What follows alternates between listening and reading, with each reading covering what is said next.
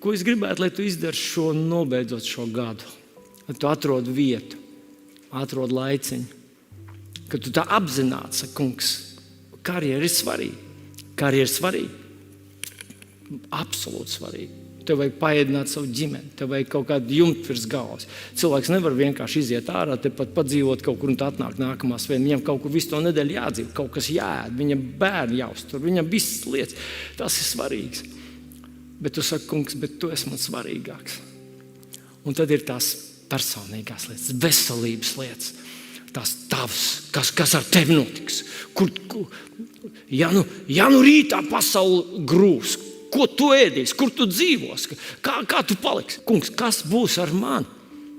Un arī tās tu noliec, saka, kungs, es ticu, ka tu mani izvedīsi, ka tu palīdzēsi, tu esi svarīgākais.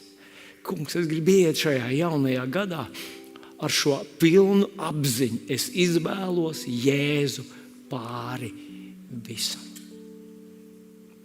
Jēzus pāri visam.